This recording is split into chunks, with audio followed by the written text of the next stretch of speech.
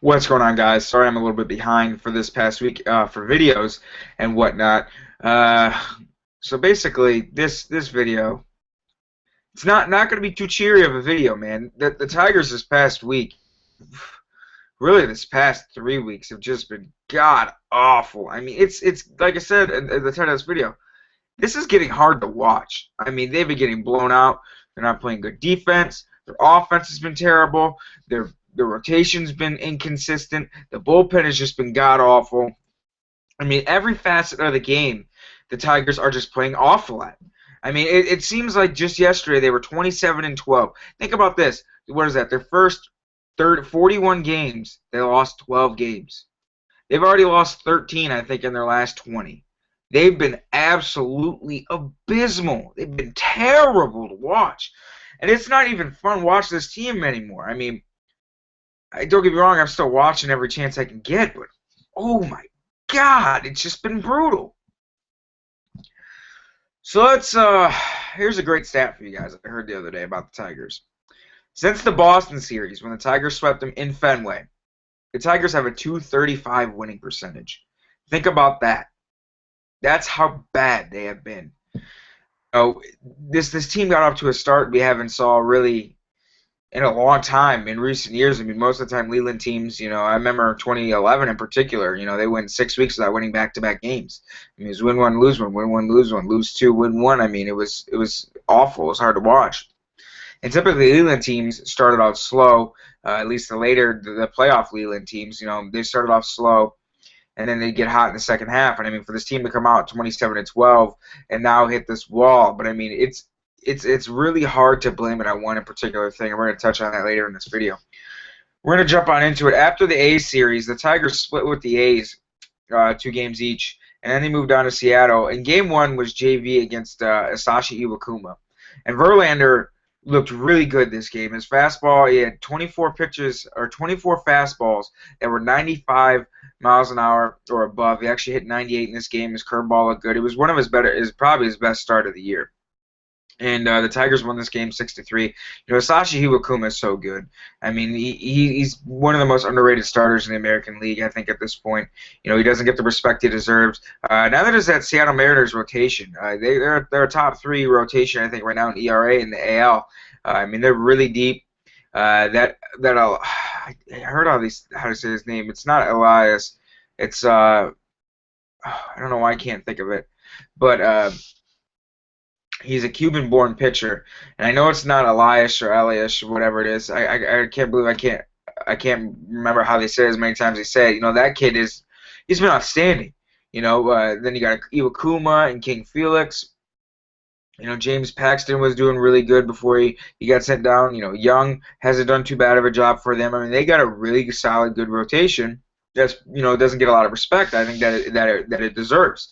And the Tigers found that out firsthand. They did take Game 1 when Verlander outdueled Iwakuma, and then Game 2 was Young versus Smiley, and that was a good game. Smiley bounced back after that 4 home run performance, but Young pitched very well. The Tigers' offense just got shut down. And then you want to talk about getting shut down, that one Cuban-born pitcher, who I'm going to quit saying his name because I keep messing it up and I feel like an idiot, went up against Max Scherzer. And Max Scherzer, again, didn't have his good stuff. This year, guys are hitting almost 300 on Max's fastball. Last year, hitters only hit 218 off of his fastball last year. So if there's a big thing, it's Roenis Elias, I think is how you say it. But last year, hitters only hit 218 off of Max Scherzer's fastball. So if there's a big reason why Max has been getting hit up, I mean, he's got like a 7.36 ERA in his last 4 starts. He's been getting hit pretty good. That's a big reason for it. His fastball hasn't been as effective to this point this year. He's lost a little bit of average velocity off of it, which is no big deal. I mean, we saw that in Verlander too. 2011 he had his career year. 2012 he had a little bit less velocity. He's been progressively going down, but Scherzer's still sitting at 94, 95, 93. No longer are we seeing 97, 98 like we did last year at some points. But I think that's a big reason for the secondary stuff was look good still. The changeup, he still had a good feel for that. It's a filthy changeup. His sliders look good. He's been throwing a lot more curveballs to lefties and righties this year. I've noticed that too. Last year he didn't throw a lot of curveballs to right-handers, but he's been throwing quite a few to right-handers this year as well. But guys, that's the fastballs was pretty much his main pitch last year. I know his changeup was really good, so was the slider, but when you go from having 218 average off your fastball to 294, that's a big jump. And you're going to, guys aren't missing it as much as they were, and some lost velocity has to do with that, sure. But I think some of his fastball location hasn't been as good as well.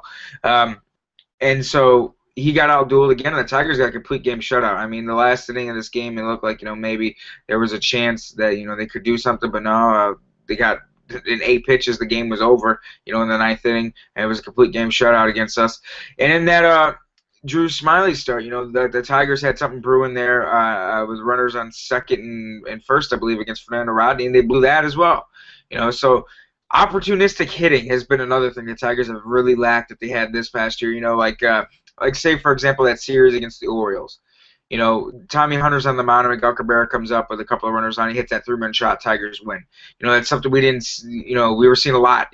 Big hits, big chances. There was a game in Cleveland in Game 1 of the series where the Tigers were down 4 and they came back and they tied it up and lost in extras. Michael Brantley hit that walk-off, or he had the walk-off on opening day. But they were coming back and winning these close games, and making the most of their opportunities with runners in scoring position. And right now, I mean, the lineup has gone so cold. In certain spots, I mean, they just can't get any kind of runs across the board. And and then when they do get some runs, Justin Verlander's giving up 6. And then Max Scherzer's not doing anything, and Anibal Sanchez, he's been really the saving grace of the rotation over the last two weeks. He's had 2 starts of 7 innings or more. That was at a complete game shutout. And then Joe Nathan happens. The bullpen happens. So then Toronto came in, and they were really hot. Just coming into this Comerica Park. They're in first place in the American League East. It was the first time that the Tigers and the Blue Jays each played one another while both in first place since 1987, when the Tigers and Blue Jays were battling out for the AL East championship on the last day of the season, when Frank Tanana complete game shutout at the Blue Jays for the Tigers to go to the ALCS. And this team, man, wow. Melky Cabrera had a great series this series. He had a couple of dingers. Brett Lowry had a couple of dingers. Surprisingly, Edwin Encarnacion and Jose Bautista didn't have any dingers, but they made their presence felt. Drew Hutchinson, man, wow, is that kid good? I heard a lot about him. I haven't really watched much of his starts, but he fit the bill. Let me tell you something. Him and Anibal Sanchez went at it with one another, I believe is what it was, in Game 1 of that series. And Hutchinson, he just looked absolutely outstanding. I mean, his stuff was as good as advertised. His command was outstanding. I mean, the way I could see why, he's been so underrated this year. I mean, he was absolutely outstanding. And him and Anibal went pitch for pitch against one another. But this game was one that really made me mad because Sanchez and Hutchinson both hanging zeros the entire game. And then the 9th inning happens. Joe Nathan comes out, and what's he do? He lets a couple of base runners on, and the Blue Jays score a run, and then he's relieved by Al Albuquerque with a couple of runners on, and Brett Lowry hits a 3-run shot to make this game over with. It was 5-0. And then J.D. Martinez comes up and hits another home run. And J.D. Martinez, guys, if you look at his numbers, a guy that's come off the bench as much as he has, he's played a very good left field. He's shown some good pop off the bench. He's been able to start him, and he's been helping out the lineup. I've been liking him in the lineup a little bit more than Torrey Hunter as of late, as bad as Torrey Hunter's been. J.D. Martinez has quietly been one of Dave Dombrowski's best signs of this past year. And I don't think he's like Matt Tuiasosopo. I don't think he's like Quentin Berry.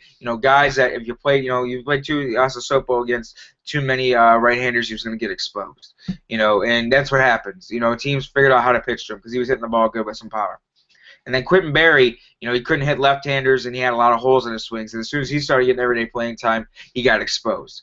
I think J.D. Martinez, I don't think he'd ever be a superstar if he got more playing time, but I think that his bat and his skill set and his ability is better than Matu Yasosopo and a Quentin Berry. You know, I really liked that signing so far. He's absolutely done great. He's provided good pop off the bench. You know, he's not hitting too bad. He's hitting in the 260s. He's got 3 home runs, nearly 20 RBIs already. You know, he's getting on base at a pretty good clip. You know, for a bench guy. I mean, you give him some more at bats. You know, give this guy a chance to do something, because Torrey Hunter, guys. Yeah, I understand that he's getting paid all this money. But Torrey Hunter, over his last 5 games, is hitting .056. Over his last 11 games, he's hitting .167. Over his last 22 games, he's hitting .188. Torrey Hunter has 10 RBIs in his last 22 games, and his slash is .188, .222, .365, .587 OPS. I mean, tell me why JD Martinez doesn't deserve a couple more extra looks a week over Torrey Hunter when he's hitting like that. Now, I understand Torrey Hunter is a right fielder, even though he's been absolutely awful. This is one of the worst years I've ever saw Torrey Hunter in right field. I mean, he was bad last year, but he's been awful this year. I mean, he's bringing Austin Jackson down too with him. I think that's why Austin Jackson's defensive metrics are down so much this year, because of how bad Torrey Hunter's been. And you know, why shouldn't JD Martinez get an extra start a week now with Torrey Hunter hitting like that? I mean, you got to put the best guy out there. I think if JD got a couple more chances, you know, against some lefties, you know, maybe even a couple extra starts against some righties, you know, maybe what would happen? What's the worst that could happen? You know, so I really liked what I saw out of him. So then we move on to game 2, and this game was a joke. You know, Rick Porcello was pitching pretty good against R.A. Dickey, and then what happened? The bullpen happened. The Blue Jays absolutely these games with the Blue Jays, the Tigers would tie, make it close, and then the Blue Jays would come back and just absolutely annihilate the Tigers. Like the game 1 was a 0-0 game. You would never know that was a 0-0 game until the 8th inning, you know, or until the 9th inning when that was 5-3. And then game 2 was a close game until the 8th, 9th inning, and then the Blue Jays destroyed us again. The Tigers would have this past series of the Blue Jays, they'd have these blow-up innings. You know, they'd be close all game, and then they'd have this blow-up inning where their defense would screw them, or, you know, their bullpen couldn't get it out, or, you know, they had an opportunity to make a pitch to get out of the situation, and then one of the Blue Jays hitters would get take advantage of the opportunity and get a big hit, and they would blow the Tigers out. I mean, they lost 8-2 with Rick Porcello and against R.A. Dickey, and R.A. Dickey, I'll do old you know, Porcello, even though Miggy had a blast this game, and so did Torrey Hunter, or not Torrey Hunter, but Ian Kinsler. I mean, the Tigers were winning that game 2-0 at one point, you know, but you would never know that by the score. I mean, that's how they were having these big blow-up innings, and the Tigers starters couldn't get a shutdown inning to save their lives. And then game 3, J.A. Happ goes up against Verlander, and Verlander's stuff this game was actually pretty good. You know, he featured a pretty good fastball, secondary stuff was good, but he walked 4 hitters. I think he only struck out 3. I mean, he allowed way too many guys on base. I mean, and then his defense screwed him.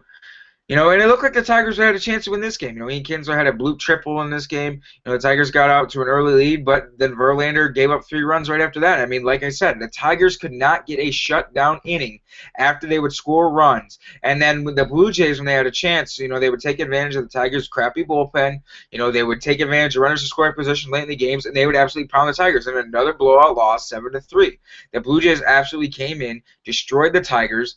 And it was just awful. And Jansen, boy, is that guy good. You know, there was a couple times he had to come out twice, but they weren't 3-out saves either time. But when he did, the first time he got the last thing, it was 2 outs in 5 pitches, and then the last out he got in 1 pitch in the last game off of Nick Castellanos. But I mean, it was embarrassing. This is getting hard to watch. You know, and a big reason too why the Tigers are struggling so much. Ian Kinsler, over his last 5 games, is hitting 143. Over his last 14 games, he's hitting 204. With a 220 on base, and he struck out 6 times in the last 11 games. Austin Jackson, this is just brutal. He's hitting 188 over his last 5 games. He's hitting 167 over his last 12 games. He's hitting 161 with a 211 on base and a 253 slugging percentage, with 22 strikeouts in his last 24 games. That's not to mention the fact that he's hit 200 in the month of May, and he's only hitting 167 in the month of June. he's been so bad. I thought putting him lower in the order. He hit 307 in the month of April. And he got off to a great start. He was taking the ball the other way. He wasn't striking out that much. He was working his walks. He had 13 strikeouts to 14 walks, almost dead even in that first month. I mean, he was absolutely outstanding. His plate appearances were good, but now he's swinging at everything. He's not taking the ball the other way like he once was. He's striking out a whole bunch, and it's hurting the lineup because Ausmus has done a lot to where he's flopped Hunter and Hunter in that fifth spot a couple of times, and he's moved Kinsler and Davis around. And right now he's having a hard time trying to find production on the bottom of the order because Hunter's when they put him fifth, he's been playing so bad, and when they bat Hunter second, he's still been playing so bad. And then Kinsler hasn't been hitting that well since he's had that day off in Oakland, so it's been hard to find production out of the top of the order. And then if it's not Miguel Cabrera, Victor Martinez, really no one else is doing anything. Rajah Davis is still doing pretty good. Even though his numbers against lefties and righties have still been pretty identical, which blows my mind to this point. He's still been doing pretty good. I liked what I saw to J.D. Martinez, but when all you got is Cabrera and Martinez, the only ones doing anything, and the rest of your lineup's gone cold. I mean, Castellanos, he's done better over his last 8 games. He's hitting over 300 in his last 8 games or so, which they needed because he was absolutely awful too. But, I mean, when you got Kinsler going cold, Corey Hunter, who's ice cold, Austin Jackson, who's locked in the freezer, frozen cold, and who's looked so bad. And Castellanos, who was on a really bad streak there, he was looked better. And then Andrew Romine, I know he had a couple of games where he hit pretty well, but he looked awful. And then you go to the rotation. Verlander, one start, he's dominating the Mariners. The next start, he's going to go 6 innings, and he's been so inconsistent. I mean, his numbers this year are just absolutely god awful. His WHIP is over 1.4. His strikeout rate is just low. His walk rate is just stupid high. And then Max Scherzer getting hit up. Anibal Sanchez has looked great. Rick Porcello has still been pitching pretty good to this point. And, Drew Smyly, he's been really inconsistent. And then you go to that bullpen, did you guys really think that this Tigers bullpen was going to, early May when they had the best bullpen for about an 8-game stretch in baseball, did you really think that this crop of arms was going to keep it up? Corey Knebel, he's they thought they were going to call him up, this stud of a pick, and he was going to help straighten out the pen, but he's been just getting hit up every time he's going out there. Albuquerque gave up another home run to a right-hander again, which was something he never did on a slider of all things, earlier in his career. Joe Nathan is posting some of his worst numbers since he was a starter back in 2000 with the Giants. His WHIP, his walks per 9, his K per 9, is at its worst point since he was a starter back in 2000. And guys are hitting Joe Nathan harder this year than they have in the last 7 years. His contact rate has gone up by 8%. His contact rate in the zone has gone up 7%. And his strikeout rate has fallen, and his fastball velocity has fallen yet again. So it's been just a clusterfuck of just crappiness altogether. So it's not been pretty. And the exacts on Justin Verlander's numbers right now, he's got a 1.465 WHIP with a K9 of 6.4. The last time Justin Verlander had a K9 of 6 or lower was back in 2006 when he only had a K9 of 6. Strikeouts per 9, but his walk rate then was only 2.9. This year it's at a career high of second from career high, 3.7, and his worst ever was 3.9 walks per 9 back in 2008 when he lost 17 games. So he's posting his highest ERA since 2008. So it's getting hard to watch, guys. This team as a whole, like I said, defense has been bad. Lineup all throughout's been cold except for Victor and Cabrera. Rotation's been inconsistent. We're still having closer problems. Jabba Chamberlain and Ian Kroll have been really the only 2 arms in that pen that you can be able to rely on. It's just been bad. And now we got to face Boston, who is not too fresh off a 7-game win streak. They've lost a couple since then. Last time we faced them at Fenway, we swept them. But with the way this team's playing as in general, I'm scared for this series. Drew Smyly's going up against De La Rosa for Game 1. And then Game 2 is Max Scherzer against John Lester. And then Anibal Sanchez goes up against John Lackey there for the fucking Bo Sox. So go Sox, right, Boston fans? But I'm scared for the series. And then after that, to complete the week, the Tigers go to Chicago for 4. Borsello goes up against No AC, and then Verlander goes up against John Danks, and then Drew Smyly against Rienzo, and then Max Scherzer against Chris Sale. And that's going to complete the week for the Tigers. So, like I said, guys, this is getting hard to watch. I mean, this video really sucks to make because I mean, like I said, they were like 17 games over 500, and now they're only have a 3-game lead over the White Sox. It's not good. They need to snap out of this. This offense needs to pick up. They need Kinsler to come out of this. They definitely need Hunter and Jackson to come out of this because they've been awful, and the defense has been awful. The Tigers actually have this, I think, the second or third worst defensive team in baseball right now, based on defensive runs saved. So it's not been pretty. So hopefully they break out of it. Hopefully next week I'm talking about a 5-game win streak because they need it.